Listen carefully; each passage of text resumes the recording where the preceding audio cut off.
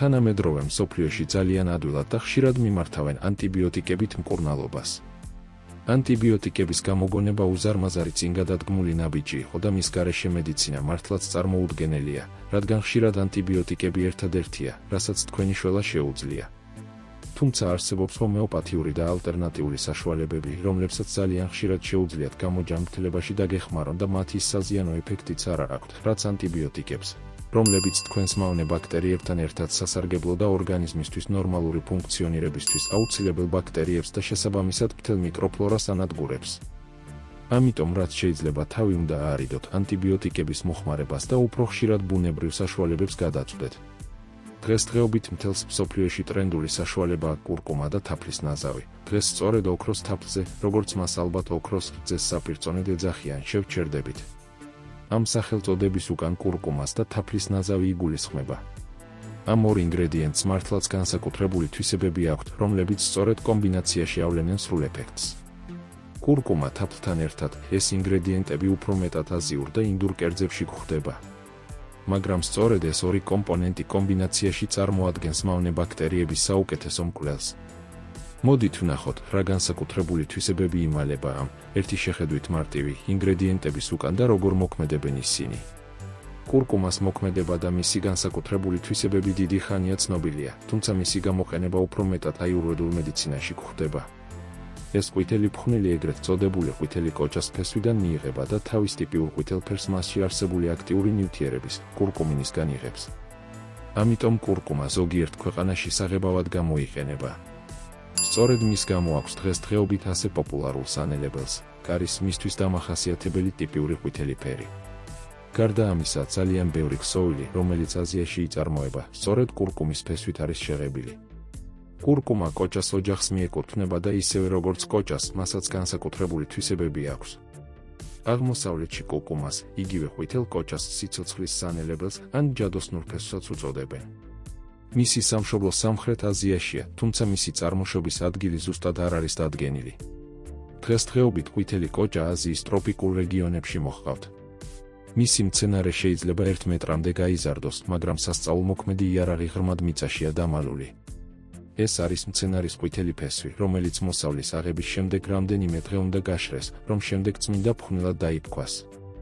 მაგრამ რა ხდის ამ ყვითელ ფხვნილს ასეთ განსაკუთრებულს? კურკუმას მიღებით მაგალითად იზრდება კუჭის წვენის წარმოქმნა, რაც გარკვეული დაავადებების დროს ძალიან სასარგებლო შეიძლება იყოს. მაგრამ ჯანმრთელობის ნამდვილი გმირი მისი აქტიური ნივთიერება, კურკუმინია. ის ბუნებრივი ფორმით და დიდი რაოდენობით სწორედ ფესვშია თავმოყრილი. კურკუმის ანტიოქსიდანტური, ანტიმიკრობული და ანთების საწინააღმდეგო მოქმედება აქვს. თაფლი დაახლოებით 180 სხვადასხვა ნაერთს, მათ შორის ფერმენტებს, მინერალებს, მიკროელემენტებს, ვიტამინებს, ამინომჟავებს და მცენარეულ მეორად ნივთიერებებს, პოლიფენოლებს შეიცავს. ეს პოლიფენოლები მოქმედებენ ანტიოქსიდანტურად, იჭერენ თავისუფალ რადიკალებს და აძლიერებენ C ვიტამინის, E ვიტამინის და ბეტა-კაროტინის მოქმედებას. გარდა ამისა, თაფლს მადეზინფიცირებელი მოქმედება აქვს. ჩინეთში რძესთან შერეული თაფლი ტრადიციულად პატარა ბაშვების დასაძინებელი საშუალების სახით იყო ცნობილი. შემორჩენილია ცნობები კლეოპატრას მიერ თაფლის სამკურნალო და სილამაზისთვის გამოყენების შესახებაც. თაფლი ჰომეოპათიურ მედიცინაში ანთებების და ბაქტერიული ინფექციების წინააღმდეგ უნივერსალურ საშუალებად ითვლება. მისი მიღებით შეიძლება სხეულში მიმდინარე ზოგიერთი ანთებითი პროცესის დროს ანტიბაქტერიული და ანტიმიკოზური მოქმედება გამოვლინდეს. კანის პრობლემების, კუჭ-ნაწლავის პრობლემების და სოკოვანი ინფექციების დროს თაფლი ნამდვილი სასწაულმოქმედი საშუალებაა. გარდა ამისა, მასში არსებული ანტიოქსიდანტები, როგორიცაა პოლიფენოლები და ფლავონოიდები, ხელს უწყობენ თავისუფალი რადიკალების გამოთავისუფლების პრევენციას. თაფლი ასევე გამოირჩევა შაქრის მაღალი შემცველობით. კონკრეტულად ამ მომენტს დადებითი მხარეც აქვს და უარყოფითიც. ეს შაქარი ბაქტერიული ინფექციის დროს ბაქტერიებს წყალს ართმევს, რომლის გარეშეც მათ გადარჩენა არ შეუძლიათ. თაფლი შეიცავს ფერმენტ გლუკოზოქსიდაზას, რომელიც წყალთან კონტაქტისას მცირე რაოდენობით წყალბადის სეჟანგს წარმოქმნის. ეს თაფლის სხვა თვისებებთან ერთად მაღალი შაქრის შემცველობა, დაბალი pH-ი, ანტიბაქტერიული პეპტიდები ხელს უწყობს მის ანტიბაქტერიულ მოქმედებას. ეს კომპლექსური მექანიზმები ერთობლივად აფერხებენ ბაქტერიების ზრდას და გამრავლებას. კურკუმას და თაფლის კომბინაციის გაორმაგებული ანტიმიკრობულ აქტივობა აქვს და პოტენციურად მრავალი ინფექციის გამომწვევი აურაცხელის სახის ბაქტერიისა და სოკოს შტამის წინააღმდეგ შეუძლია იმოქმედოს.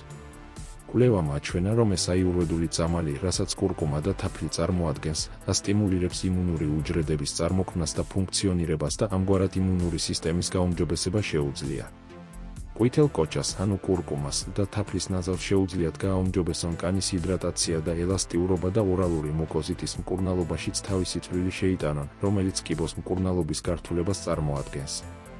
ოქროს თაფლი გამოიყენება როგორც ბუნებრივი სამკურნალო საშუალება სხვადასხვა ჩივილების დროს, მათ შორის მონელების დარღვევების, გაციების, გრიპის, ასთმის, მაღალი წნევის, სისხლში შაქრის პრობლემების, ართრიტის, დიაბეტის, გულის დაავადებების, დეპრესიის, შფოთვის, ანთებების, ეგზემის, ფსორიაზის და აკნეს დროს. ეხლა კი რეცეპტებზე გადავიდეთ. კურკუმა თაფლის პასტა, ეგრეთ წოდებული ოქროს თაფლი.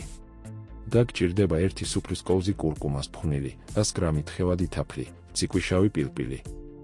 ინგრედიენტები ერთგვაროვანი პასტის მიღებამდე კარგად აურიეთ და ქილაში გადაიტანეთ. გაციების დროს პირველ დღეს ყოველ 1 საათში ნახევარი ჩაის კოვზი, შემდეგ კი ყოველ 2 საათში. ნახევარი ჩაის კოვზი მიიღეთ. კურკუმასა და თაფლის ნარევი შეიძლება ასევე გამოყენებულ იქნას როგორც კოსმეტიკური პროდუქტი. მას დამატენიანებელი მოქმედება აქვს, რადგან თაფლში არსებული შაქარი კარგად აკავებს წყალს. გარდა ამისა, თაფლი ამშვიდებს კანს, ამცირებს სიცითლეს და ანთებას, ასევე ეხმარება აკნეს მკურნალობაში. ეს ნაზავი გარეგანი გამოყენებისთვის შეგიძლიათ ზედაპირულ დამწვრობებზე, მსუბუქ დაზიანებებსა და სხვა მცირე ჭრილობებზე დაიდოთ. დაზიანებული ადგილი ჯერ უნდა გაიწმინდოს და ნარევი უნდა წაისვათ როგორც მალამო. თაფლზე ან სხვა ფუტკრის პროდუქტებზე ალერგიის შემთხვევაში აუცილებელია კანის ტესტის ჩატარება გამოყენებამდე. კურკუმას ქსოვილის შეფერვა შეუძლია, ამიტომ ჯობს დამუშავებული ადგილის ახვევით დაიფაროთ. ოქროს რძე. დაგჭირდებათ 200 მლ რძე. შეგიძლიათ მცენარეული რძე გამოიყენოთ, მაგალითად ნუშის.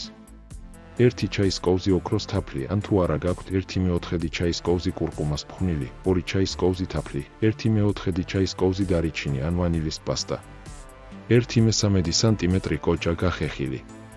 მოსამზადებლად ქვაბში ჩაასხით რძე, დაამატეთ დარიჩინი და გახეხილი კოჭა. მუდმივი მორევით გააცხელეთ. გადმოდგით. ოდნავ გაგრილება აცადეთ და მხოლოდ ამის შემდეგ შეურიეთ ოქროს თაფლი, ჩაასხით ოქროს რძე ჩიქაში და თბილი მიირთვით. ოქროს რძე ჯანმრთელობისთვის განსაკუთრებით სასარგებლოა გაციებისა და გრიპის დროს, რადგან კურკუმასა და კოჭას ანთების საწინააღმდეგო და ანტიბაქტერიული თვისებები ხელს უწყობს იმუნური სისტემის გაძლიერებას და გაციების სიმპტომების შემსუბუქებას. ასევე ანთებითი პროცესების შესამცირებლად, რადგან კურკუმა და დარიჩინი ცნობილია ანთების საწინააღმდეგო თვისებებით, რაც ეხმარება სახსრების ტკივილსა და ანთებას. ოქროს რძე კარგია ძილისთვის, რადგან თბილი რძე და დარიჩინი ამშვიდებს ნერვულ სისტემას და ხელს უწყობს ღრმა, მშვიდ ძილს. კუჭ-ნაწლავის ჯანმრთელობისთვის კოჭა ხელს უწყობს საჭმლის მონელებას და ამცირებს სიმძიმის შეგრძნებას. კანის სიჯანსაღისთვის ანტიოქსიდანტების მაღალი შემცველობა ეხმარება კანის გაჯანსაღებას და ბზინვარებას.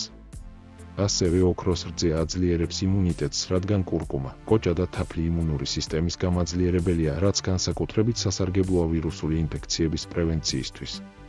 რეკომენდებულია მისი მიღება საღამოს, ძილის წინ უკეთესი დასვენებისთვის, გაციებისა და გრიპის საწყის ეტაპზე იმუნიტეტის გასაძლიერებლად, ან ანთებითი ტკივილების დროს რეგულარულად, ტკივილისა და ანთების შესამცირებლად. თუ რაიმე ჯანმრთელობის პრობლემა გაქვთ ან მედიკამენტებს იღებთ, უმჯობესია ექიმთან კონსულტაცია წინასწარ გაიაროთ. ჯანმრთელად იყავით ქართველებო. გემშვიდობებით მომავალ საინტერესო ვიდეომდე. კარგად ბრძანდებოდეთ.